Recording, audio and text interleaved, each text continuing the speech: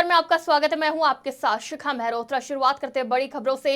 लखनऊ से बड़ी खबर सामने आ रही है, जहां सीएम योगी ने सैनिक स्कूल में की शिरकत। पीएम के परीक्षा पर चर्चा कार्यक्रम में की शिरकत। सीएम योगी आदित्यनाथ ने जगदीश गांधी पर साधा निशाना।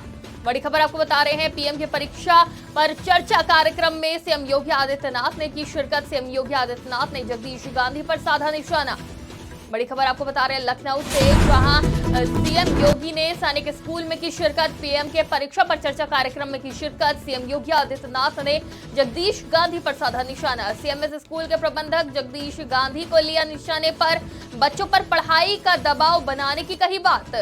दबाव से बच्चे परीक्षा के समय हतोत्साहित हो जाते हैं, सीएम योगी ने कहा। तनाव में कभी भी पढ़ाई नहीं करनी चाहिए, सीएम योगी आदित्यनाथ ने कहा। सीएम ने कहा, जब जगदीश गांधी जैसे हो तो बच्चों पर पढ़ाई का दबाव तो बढ़ेगा ही। सीएम ने पीएम के परीक्षा पर चर्चा कार्यक्रम के दौरान ये बात लखनऊ के सैनिक स्कूल में कही। बड़ी खबर आपको बता रहे हैं। एग्जाम वॉरियर पुस्तक प्रधानमंत्री जी ने तनाव मुक्त वातावरण में परीक्षा देने के लिए, क्योंकि अक्सर होता है अभिभावक का, विद्यालय के प्रबंधन का और फिर जगदीश गांधी जैसे प्रबंधक हों तो और भी दबाव बना करके छात्र छात्राओं को इतना दबाव बनाते हैं कि ये तनाव से मुक्त नहीं हो पाते। उन स्थितियों में वे सभी बच्चे अक्सर तनाव में आकर के परीक्षाओं में बहुत हतोत्साहित हो जाते हैं। तनाव मुक्त वातावरण में परीक्षाओं की तैयारी कैसे करनी है और परीक्षा को कैसे हम एक सामान्य रूटीन वर्क के रूप में लें, इस पर आज आदरणीय प्रधानमंत्री जी का मार्गदर्शन प्राप्त होने जा रहा है। और इस खबर पे हमारे साथ संवाददाता पंकज तिवारी जुड़ चुके हैं। पंकज, आपने सुना किस तरह से सीएम योगी आदित्यनाथ ने जगदीश गांधी को निशाने पर लेते हुए अपनी बात कही। उन्होंने कहा कि स्कूलों द्वारा दबाव बनाया जाता है, लेकिन दबाव कहीं ना कहीं सही भी है। लेकिन जिस तरह से बात कही गई है, किस तरह से देखते हैं इसे?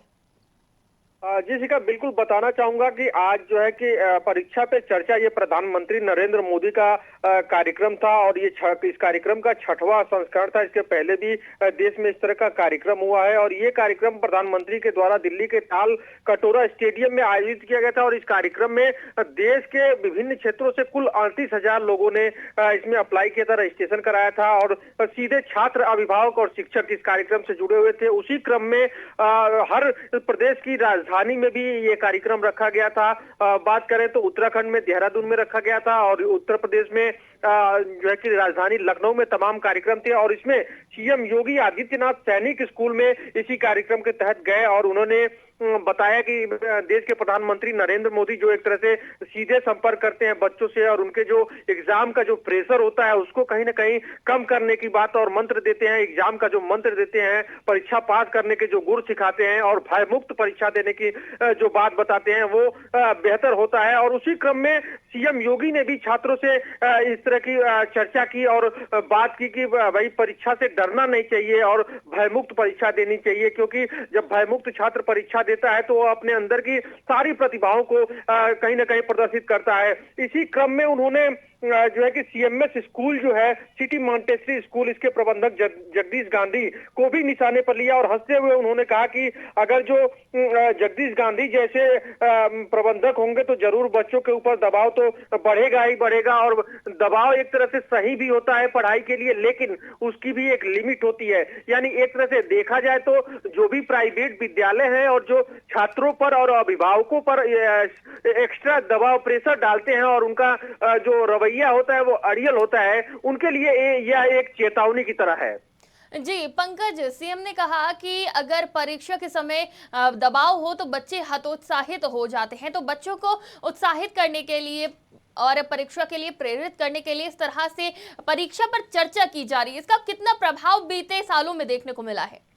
देखिए, बताना चाहेंगे शिखा कि जो इस बार रजिस्ट्रेशन हुआ था परीक्षा पे चर्चा में शामिल होने के लिए, वो पिछले साल की अपेक्षा 15.5 लाख ज्यादा था। तो 15.5 लाख रजिस्ट्रेशन अपने आप में मायने रखता है और परीक्षा पे चर्चा कार्यक्रम में सम्मिलित होने वाले छात्र जो थे वो काफी उत्साहित थे और उनका कहना था कि जो प्रधानमंत्री मोदी के द्वारा और मुख्यमंत्री के द्वारा और बाकी जो गार्जियन है और जो शिक्षक है उनके द्वारा एक तरह से जो एक मोटिवेशन का ये कार्यक्रम होता है और दबाव मुक्त बनाने की कोशिश की जाती है, यानी एग्जाम प्रेशर को दूर करने की कवायद है और उसके गुण जो सिखाए जाते हैं वो कहीं ना कहीं परीक्षा में छात्रों को काफी मदद देते हैं। क्योंकि देखा जाए तो परीक्षा एग्जाम एक ऐसी चीज है कि उस पर जो भी छात्र होते हैं या जो भी परीक्षार्थी होता है वो कहीं ना कहीं प्रेशर में होता है कि एग्जाम में पता नहीं क्या होगा, किस तरह का क्वेश्चन आएगा और हम पास हो पाएंगे या नहीं हो पाएंगे। तो तमाम चीजें होती हैं। तो इसमें कहीं ना कहीं गार्जियन को, अभिभावक को, शिक्षक को इसमें जो है कि छात्रों को कन्विंस करना चाहिए। और इसी क्रम में प्रधानमंत्री का ये जो 6वां संस्करण है कार्यक्रम का परीक्षा पे चर्चा, ये चलता हुआ आ रहा है और बीते कार्यक्रमों में भी परीक्षार्थियों के साथ जिस हिसाब से पीएम नरेंद्र मोदी ने वार्ता की और परीक्षा के तमाम ज्ञान और गुण साझा किए उनसे और उनको कैसे भयमुक्त परीक्षा दी जाए और परीक्षा का प्रेशर कैसे कम किया जाता है, ये सब चीजें जो उनके द्वारा सिखाई गई, इसका सीधा सीधा लाभ जो है कि देश के छात्रों को मिला। और आज भी वही कार्यक्रम था। उसी कार्यक्रम के तहत सीएम योगी ने भी कहा कि स्कूलों को, विद्यालयों को प्रेशर बनाना चाहिए पढ़ने के लिए, लेकिन वो प्रेशर इतना नहीं होना चाहिए कि परीक्षा को लेकर के छात्र डरा रहे और गार्जियन भी कहीं ना कहीं सहमा रहे। और जो तमाम शैक्षिक प्रेशर होते हैं जैसे कि वो उनके ऊपर लागू ना होने पाए परीक्षा को लेकर के, जैसे परसेंटेज की बात होती है, प्रैक्टिकल की बात होती है। तो इन सब चीजों से छात्रों को दूर रखना चाहिए और कहीं ना कहीं अभिभावक के साथ शिक्षक का भी एक दायित्व होता है, संस्था का भी दायित्व होता है कि अपने छात्रों के ऊपर किसी तरह का प्रेशर न बनने दे एग्जाम को लेकर के और शिक्षा को लेकर के। तो इसी क्रम में उन्होंने ये एक चुटकी ली जगदीश गांधी का नाम लेकर के, लेकिन कहीं ना कहीं ये एक इंडिकेशन है कि अगर कोई भी निजी संस्था छात्रों पर और अभिभावकों पर दबाव बनाने की कोशिश करेगी तो आगे आने वाला समय उनके लिए बहुत बुरा हो सकता है। जी पंकज, पहले देखा जाता था कि जब बोर्ड परीक्षा होती थी तो जो छात्र होते थे काफी प्रेशर में आ जाते थे। इसके चलते वो स्ट्रेस में आके बड़े कदम उठा लेते थे, सुसाइड कर लेते थे और जब रिजल्ट आता था तब भी ऐसी कई घटनाएं देखने को मिलती थी। इनमें कितनी कमी आ गई है?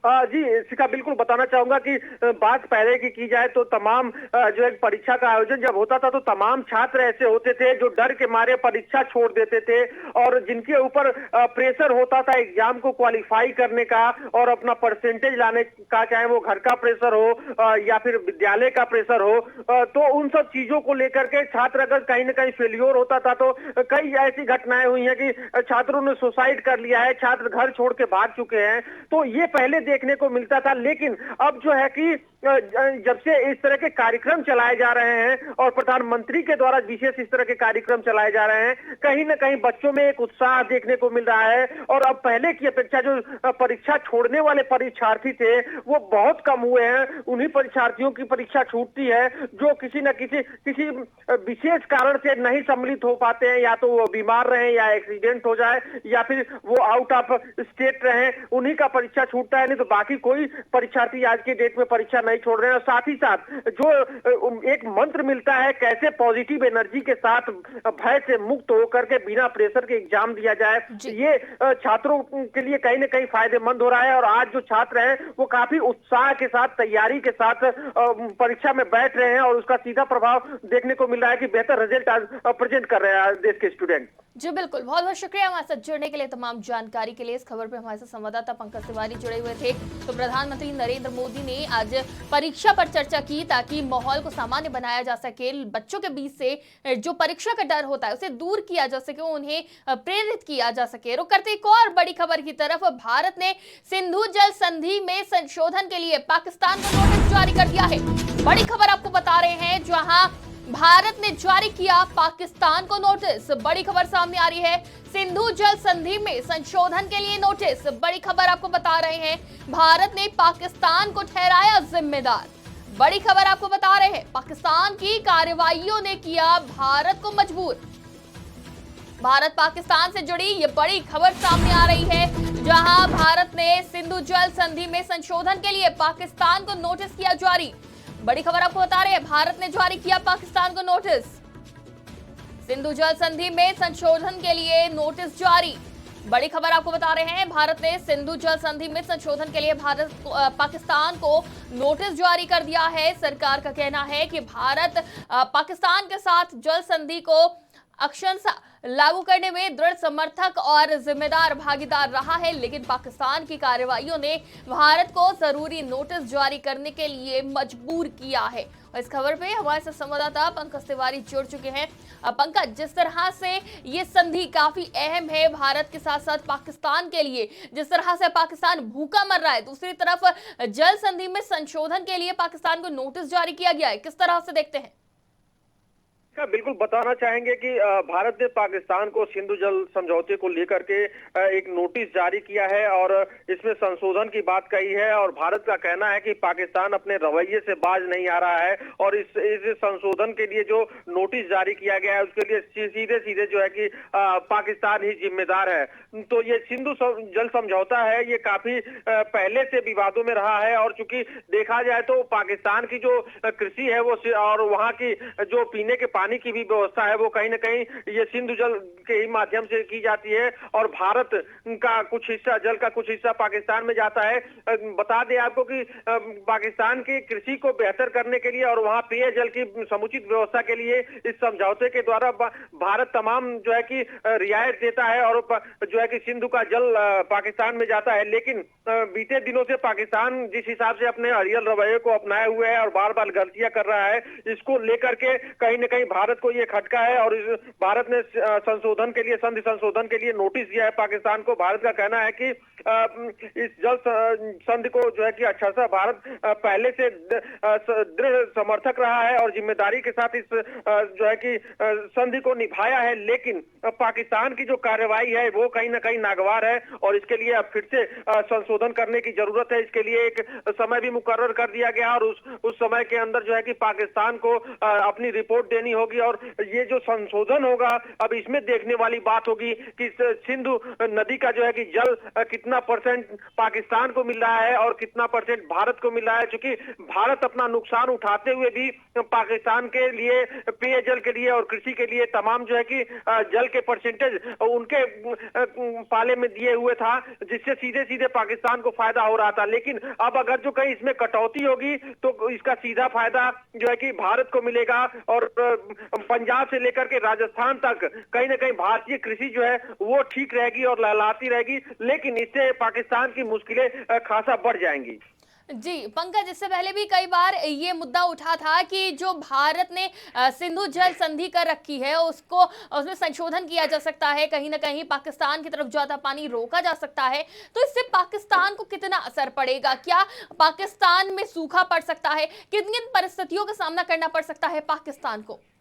देखिए, बताना चाहेंगे शिखा आपको कि ये जो जल समझौता है इसके तहत सिंधु नदी के तहत ही जो है कि पाकिस्तान की जो कृषि व्यवस्था है इस पे डिपेंड करती है। और इस समय जो सिचुएशन चल रहा है पाकिस्तान का, पाकिस्तान एकदम भूखमरी की दहलीज पे खड़ा हुआ है और वहां आपको बता दें कि आटे के जो दाम है वो 250 रुपए किलो है और गरीब जनता को मात्र 20 किलो आटे बड़ी मुश्किल से महीने में मिल पा रहे हैं, वो भी लाइन लगा करके। तो वहाँ जो स्थिति अभी पैदा हुई है खाद्यान्न संकट जिस हिसाब से चल रहा है, आर्थिक संकट जिस हिसाब से चल रहा है, अगर जो भारत ने सिंधु का जल रोका तो ये पाकिस्तान के लिए बहुत बड़ी मुश्किल खड़ी हो जाएगी और वहां के लोग जो है कि कहीं न कहीं भूखे मरने को मजबूर हो जाएंगे। लेकिन जो एक समझौता होता है उसके तहत आप किसी भी देश का सीधा सीधा सारा पानी डाइवर्ट नहीं कर सकते, रोक नहीं सकते हैं और भारत यही अभी तक निभाता आ रहा है और पाकिस्तान को सिंधु नदी का ज्यादा से ज्यादा जल देता आ रहा है। लेकिन पाकिस्तान का जो रवैया है वो कहीं ना कहीं अब मजबूर कर रहा है भारत को और इसी क्रम में भारत ने संशोधन के लिए नोटिस दिया है। अगर पाकिस्तान को अपनी कृषि व्यवस्था को सुदृढ़ करना है, अपनी बाकी चीजों को सुदृढ़ करना है, आर्थिक स्थिति को ठीक करना है तो पाकिस्तान को अपने पड़ोसियों से बेहतर संबंध बना के रखने होंगे। अगर जो ये समझौता या संशोधन हुआ और भारत ने सिंधु जल का बंटवारा जो है हिसाब से किया तो कहीं ना कहीं पाकिस्तान को काफी महंगा पड़ेगा। जी बिल्कुल, बहुत बहुत शुक्रिया हमारे साथ जुड़ने के लिए, तमाम जानकारी के लिए। इस खबर पे हमारे साथ संवाददाता पंकज तिवारी जुड़े हुए थे। तो कहीं ना कहीं पाकिस्तान जिस तरह की नापाक हरकतें करता रहता है, उसको एक सबक सिखाने के लिए अब ये नोटिस जारी किया गया है। अब देखना ये होगा कि आखिर पाकिस्तान इस नोटिस के बाद क्या एक्शन लेता है। रुक करते एक और बड़ी खबर की तरफ। जम्मू कश्मीर से बड़ी खबर सामने आ रही है, जहां एक और पूर्व कैबिनेट मंत्री का आवास डिमोलिश किया गया है। बड़ी खबर आपको बता रहे हैं, एक और पूर्व कैबिनेट मंत्री का आवास डिमोलिश। बड़ी खबर आपको बता रहे हैं, शोपिया के मुख्य शहर में तोड़ी गई इमारत। बड़ी खबर सामने आ रही है कश्मीर से, जो पूर्व कैबिनेट मंत्री GH हसन खान की इमारत जमींदोज। राज्य की भूमि पर बनाया हुआ था अवैध रूप से ये मकान, और इस मकान को गिरा दिया गया है। जहां जम्मू कश्मीर से आपको ये बड़ी खबर बता रहे हैं, एक और पूर्व कैबिनेट मंत्री का आवास डिमोलिश। शोपिया के मुख्य शहर में तोड़ी गई इमारत, पूर्व कैबिनेट मंत्री GH हसन खान की इमारत जमींदोज। राज्य की भूमि पर इमारत बनाने का आरोप, सरकार ने इमारत कर दी थी प्रतिबंधित और अब इसे तोड़ दिया गया है। तस्वीरों में देख सकते हैं आप किस तरह से कार्रवाई की जा रही है। तस्वीरें सामने आई हैं जहां इस इमारत पर कार्रवाई करते हुए नजर आ रहे, किस तरह से इसे जमींदोज किया जा रहा है। जम्मू कश्मीर से तस्वीरें हम आपको दिखा रहे हैं, जहां एक और कैबिनेट मंत्री GH हसन पर यह कार्रवाई हुई है। इससे पहले भी कई मंत्रियों पर कार्रवाई की जा चुकी है, और जिस तरह का आरोप लग रहा है उसके आधार पर इमारत को पहले ही प्रतिबंधित कर दिया गया था और अब इसे डिमोलिश कर दिया गया है। तस्वीरें देख सकते हैं आप। Honorable High Court of Jammu and Kashmir and Ladakh, Honorable Financial Commissioner Revenue, वर्दी डिविजनल कमिश्नर कश्मीर, वर्दी डिप्टी कमिश्नर शुपियान के आदेश पर हम आज यहाँ पे आए हैं, जो कि मेन टाउन है। यहाँ हमने अपना डिमोलिशन जो है स्टार्ट किया है।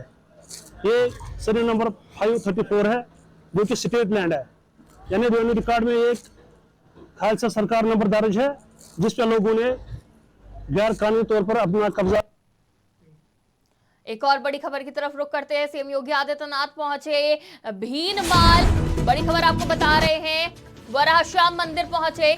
बड़ी खबर सामने आ रही है, जहां सीएम योगी आदित्यनाथ पहुंचे भीनमाल वराह श्याम मंदिर। सीएम योगी मंदिर में की पूजा अर्चना, मंदिर के इतिहास को लेकर दी जानकारी। नीलकंठ महादेव मंदिर भी पहुंचे सीएम योगी, भक्ति में लीन दिखे सीएम योगी आदित्यनाथ। बड़ी खबर आपको बता रहे हैं, नीलकंठ महादेव के दर्शन करें। तस्वीरें भी सामने आई हैं, जहां सीएम योगी आदित्यनाथ पहुंचे भीनमाल वराह श्याम मंदिर पहुंचे सीएम योगी आदित्यनाथ। तस्वीर आपकी स्क्रीन पर है, मंदिर की पूजा अर्चना करते हुए नजर आए सीएम योगी आदित्यनाथ। और इस खबर पे हमारे साथ संवाददाता पंकज तिवारी जुड़ चुके हैं। पंकज, नीलकंठ महादेव मंदिर भी पहुंचे हैं सीएम योगी आदित्यनाथ, दौरे पर है, तो क्या कुछ देखने को मिला वहां पे, किस उद्देश्य से गए हैं सीएम योगी आदित्यनाथ? जी का बताना चाहेंगे कि सीएम योगी आदित्यनाथ राजस्थान में जालोर में वो गए और वहां पे उनका निमंत्रण था, चूंकि जालोर में जो श्याम मंदिर है वहां पे जो है कि मूर्ति में प्राण प्रतिष्ठा करनी थी और इस अवसर पे उनको बुलाया गया था। और वहां जाने के बाद वो नीलकंठ मंदिर में भी गए और देखा जाए तो दोनों जगह की जो दृश्य आ रहे हैं उसके हिसाब से सीएम ने वहां पे पूजा अर्चना की। सीएम जब वहां पहुंचे तो वहां पे केंद्रीय मंत्री ने उनका स्वागत किया। गजेंद्र सिंह शेखावत वहां पे पहुंचे थे, जल शक्ति मंत्री, और उन्होंने सीएम का स्वागत किया। जोधपुर एयरपोर्ट से वो जो है कि गए और वहां पे जाने के बाद चूंकि सीएम योगी आदित्यनाथ जो है कि सनातन धर्म से जुड़े हुए हैं और जिस स्टेट में भी जाते हैं सबसे पहले योगी योगी के नारे लगते हैं और तमाम तरह की व्यवस्थाएं की जाती हैं। चूंकि ये एक धार्मिक कार्यक्रम था, धार्मिक अनुष्ठान था, इस लिहाज से तमाम जगहों से लोगों को बुलाया गया था और इसी में सीएम योगी आदित्यनाथ को भी विशेष निमंत्रण दिया गया था। और इस परिप्रेक्ष्य में सीएम योगी आदित्यनाथ वहां पहुंचे और वहां जाने के बाद सबसे पहले उन्होंने पूजा अर्चना की और तमाम जो वहां की व्यवस्थाएं थी उनको देखा और उनको देखने के बाद से वहां जो है कि जो राजस्थान के तमाम अधिकारी हैं और कर्मचारी हैं, जो केंद्रीय मंत्री थे, उनसे भी उनकी मुलाकात हुई और साथ ही साथ वहां पे जो सनातन धर्म के जो साधु संत महात्मा थे उनके साथ भी एक उनकी बैठक हुई। जी पंकज, यूं तो सीएम योगी आदित्यनाथ को कई जगह से निमंत्रण मिलते होंगे, लेकिन जिस तरह से वो इस कार्यक्रम में पहुंचे, क्या कयास लगाए जा रहे हैं सीएम के दौरे से?